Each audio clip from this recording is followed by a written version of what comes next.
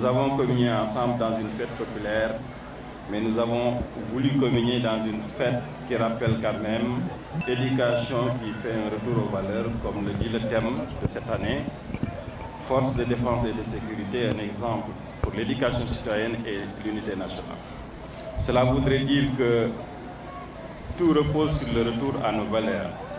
Ces valeurs que nos voyants militaires, forces de défense et de sécurité ensemble réunis ne cessent d'incarner à tout point de vue.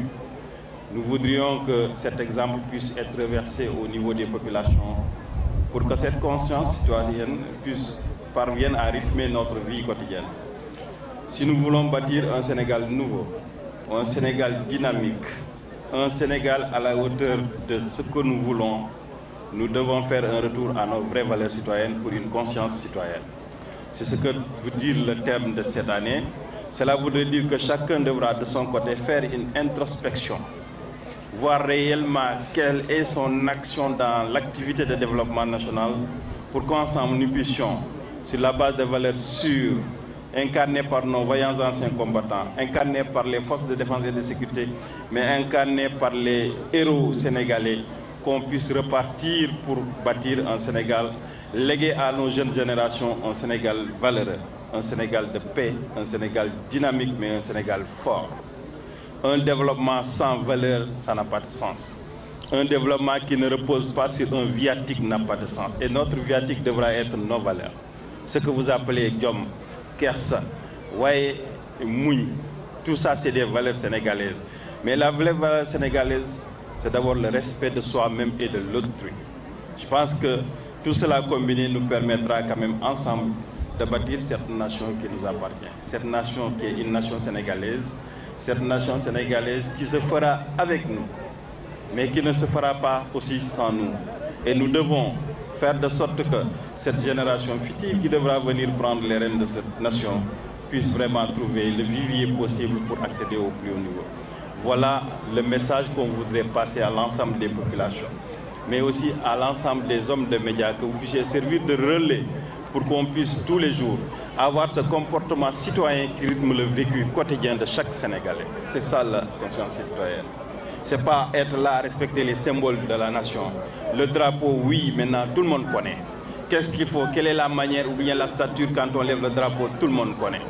Mais le vécu citoyen, le vécu quotidien, c'est de savoir se comporter dans la rue et tous les jours. Le vécu citoyen, c'est d'avoir donné le respect à celui qui le mérite. Le vécu citoyen, c'est arrêter un moment et se dire, moi, en tant que citoyen sénégalais, je n'ai pas le droit de salir l'intérêt national. Je n'ai pas le droit de salir la rue, qui est une rue publique. Tout ce qui est public appartient à l'intérêt national et nous devons ensemble sauvegarder l'intérêt national. Donc la citoyenneté, c'est une vie de tous les jours, c'est un comportement. Donc nous devons l'incarner à tout point de vue, mais par le respect de tout le monde, le respect immédiat.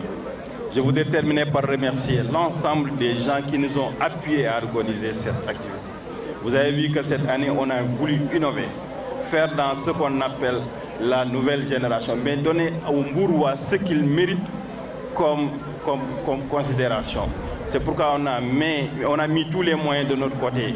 Ce qu'on a pu faire, ce qu'on n'a pas pu faire, mais on a mis en avant le respect des Mbourois pour offrir quand même un cadre idéal à l'ensemble des Mbourois pour ce défilé du 4 avril. Nous remercions donc l'ensemble des élus, le maire de la commune, le président du conseil départemental qui nous ont appuyés, fortement d'ailleurs, mais les autres bonnes volontés qui nous ont appuyés. Mais remercier les forces de défense et de sécurité qui, sans eux, le Sénégal ne serait pas ce qu'il est parce que ce sont eux qui sont en train de sauvegarder l'unité nationale, mais aussi la souveraineté nationale par la préservation des frontières et la préservation de l'intégrité du territoire. Nous devons encore une fois leur rendre hommage pendant ce 4 avril et je rends fortement hommage à l'ensemble des forces de défense et de sécurité pour ce qu'ils sont, ce qu'ils ont fait du Sénégal et ce qu'ils continuent à faire pour le Sénégal. La police monte en puissance. Nous sommes en train d'équiper, l'État du Sénégal a pris en charge l'équipement et tout ce qu'il y a comme logistique pour l'ensemble des forces de défense et de sécurité. Vous savez, on ne peut pas communiquer sur ce qu'on met sur les forces de défense et de sécurité par souveraineté.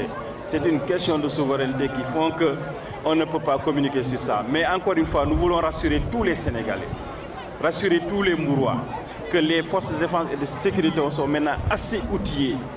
Ils ont l'outil qu'il faut, les infrastructures qu'il faut pour s'adapter au monde moderne, pour s'adapter aux formes de délinquance moderne.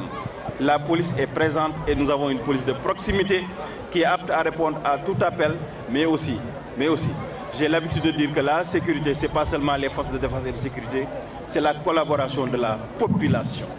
La population refuse de collaborer. Quand vous refusez de collaborer, l'action des forces de défense et de sécurité est anéantie ou bien est négligeable. Nous demandons cette collaboration parce que c'est l'anticipation dans la mise en place des dispositifs de sécurité. La police est là, la gendarmerie est là, l'ensemble des forces de défense et de sécurité, rassurez-vous. Collaborez avec les forces de défense et nous aurons la meilleure protection possible.